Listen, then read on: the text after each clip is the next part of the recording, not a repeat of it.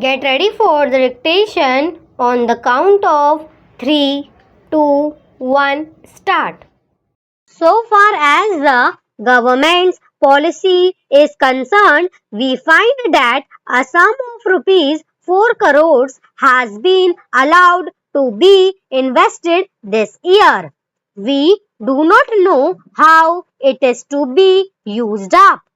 We have been told that during the period 2008 to 13, nearly rupees 35 crores have been allowed to be invested in textile machinery and generally in the textile industry. We have seen to what extent cotton and jute have been dominated by the national capital and to what extent they play the role as against the demand for them. We know further what the government is doing in regard to these industries and how the Indian counterpart in these industries are behaving. Then, why this further penetration of foreign capital?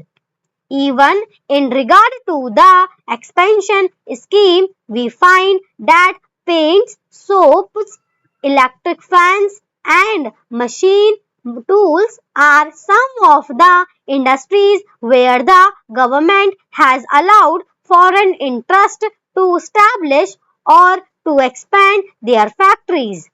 It will adversely compete with the production of the country when the indigenous producers do not find any market in this sphere.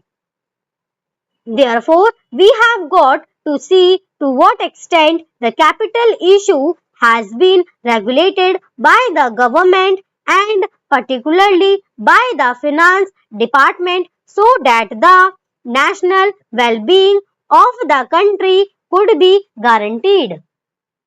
Then we have got to look into the fact as to how far the new industries are allowed to function. So far as the oil refineries are concerned, some of them have been established and some more are going to be established very soon.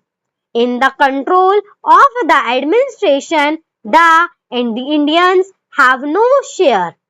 There are only preference shareholders and they have no voice in the management.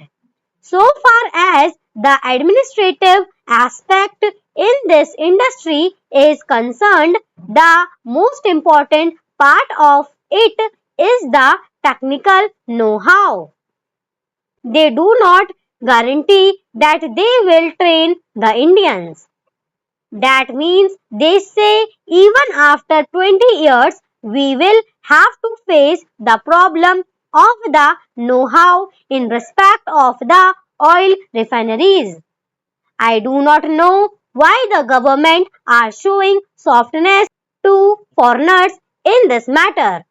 Then we have another investment in collaboration with the Indian chemical industries for the manufacture of civil explosives. Here, as far as I have gathered, only 20% is going to be Indian capital. The majority of the shares will remain with the Indian chemical industries. Nobody else has been allowed to make any investment. It would have been better if other companies or private individuals had been given an opportunity to purchase the shares.